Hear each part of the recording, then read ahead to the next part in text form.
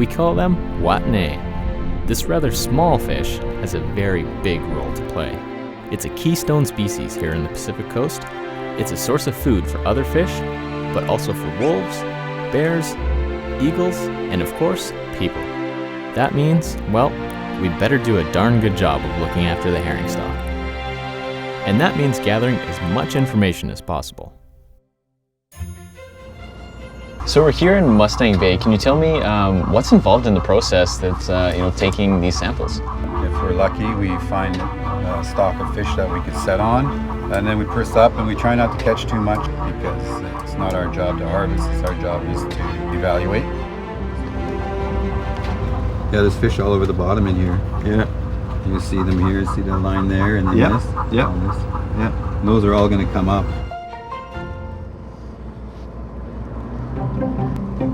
The Windward Isle is a seine fishing boat. They use a smaller boat to take a large net out and circle the school. Then the net is tightened, driving the fish towards the center, where they're scooped up in a purse and brought on board. This way, they retrieve big sets of herring. But today is about big data. We're fishing for samples, collecting that data for the Department of Fisheries and Oceans.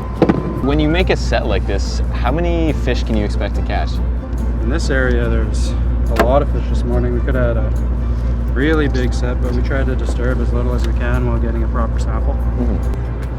49, number 1.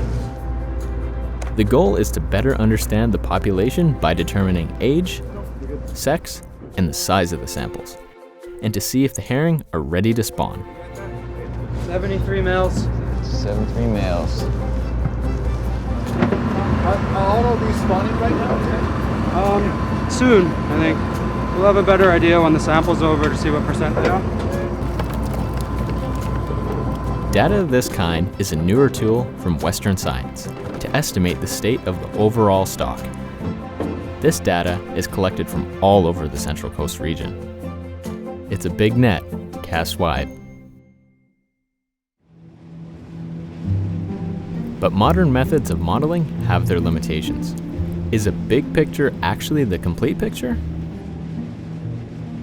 Does big data tell us what's happening in each and every local area? Is what's happening in Mustang Bay necessarily the same in, say, Spiller Channel? Frank, we have good depth all along here, about 13, 14 feet. Good depth all along here. We're getting spawning herring sample counts first so they can do some aging work, the age of the herring and the stocks there. First Nations have always been saying that each individual spawning area has its own characteristics that differ from other spawning areas. We have been here for thousands of years. We see how things change, or not, with our very own eyes.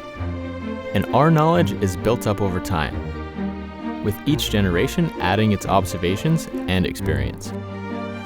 Now, our Guardian Watchmen are working with scientists, adding our perspective by focusing on specific spawning spots. So the work we're doing is providing the scientific language to express those differences in size and age between spawning areas. Once again, we're fishing for herring samples, but this time on a much smaller scale.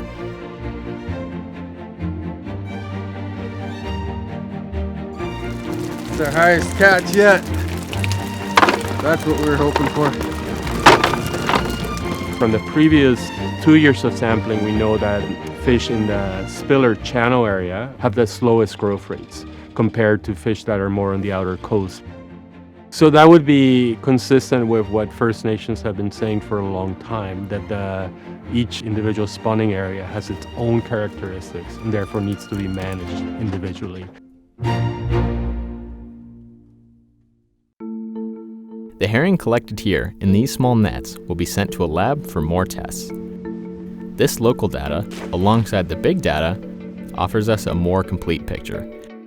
But it will also never lose its identity as being from these particular waters. So you're basically fine-tuning your management very specifically to small geographic locations. And that allows you to be much more precise in how you manage a fishery and how sustainable the use of the fish are. A sustainable fishery. It's all about working together to protect the future. That's one constant for us, no matter the scale. It just makes the science much better when you collaborate with people who have that long-term knowledge of place. And I think the synergy of the two is exactly what we need in a lot of the things we do, in our world right now.